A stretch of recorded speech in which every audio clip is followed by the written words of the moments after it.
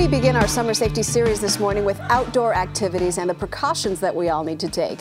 From baseball to biking, there are things that we can and should be doing to avoid spending the summer in a cast or worse.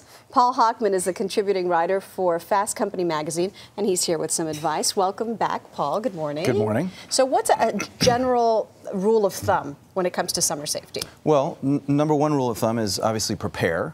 And I think helmets are probably the most important aspect of summer safety, which is to say that a lot of kids who are active, millions of them under the age of 14, are hurt every year doing what they should be doing, which is getting out and playing. But number one, protection. I mean, the head is probably the most important of all, so helmet safety and helmet choices are really key. And you mentioned a lot of kids are getting hurt, and not necessarily because they're not wearing a helmet, but they may be wearing the wrong one. That's absolutely right. There are two different standards, actually, for helmets. One is for biking, and one is for skateboarding and skating. You see a lot of kids at the skate park.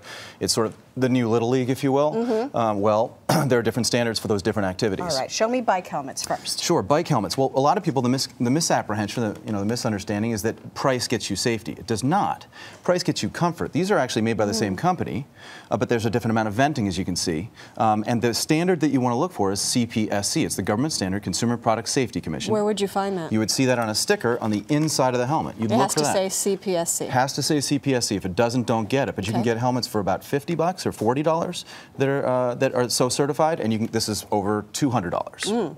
And this one's not necessarily safer. It is not safer, but it is much more comfortable and therefore more likely to be worn. It has more venting, it has more adjustments, and therefore that's what you're buying. So when it comes to safety, you want to think fit more than price, right? And you said a very important word, fit. If you should get it fit at a bike store. If the helmet is sort of on the back of the head or loose on your child, it is not protecting your child. It is a very good investment. All right, and also you said make sure you know that you're getting it for the right activity, biking, skateboarding, etc. Right. Let's move here to elbow and knee pads. Well, elbow and knee pads are frequently seen in skateboarding, and I don't want to forget the skateboarding helmet. This is a different standard, ASTM.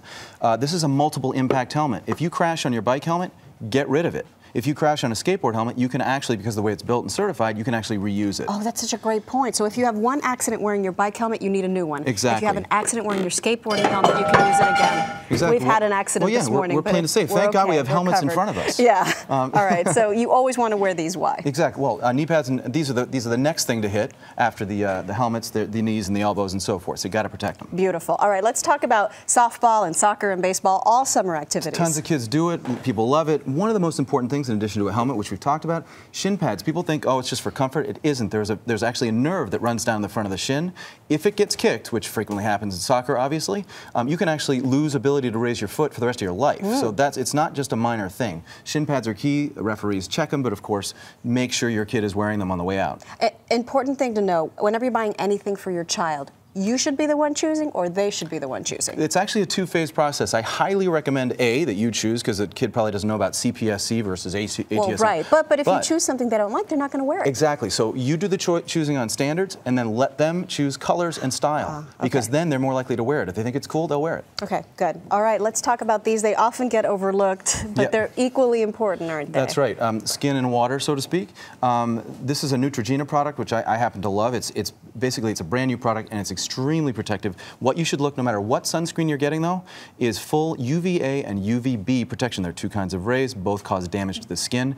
Is it about the number? Is it 30 or 50? It can be, but over about 50, and you may be getting more than you need. It depends. If you have hypersensitive skin, it could be important, but about 50 is plenty, assuming you reapply, especially if you go in the water. And first aid kits. First aid kits, these are key. I like this one. This is an LL Bean product. It actually is a first aid kit, but also is a BPA-free water bottle. BPA is a chemical that they discovered in plastics. They don't want in the water, and this does not have BPA. What it does have is a floatable first aid kit that you can take with you boating and so forth. Great idea, because you get your first aid and you get your water, which is equally important when you're working out. Thank you so much, Paul. My pleasure. Thank you. Good to have you back.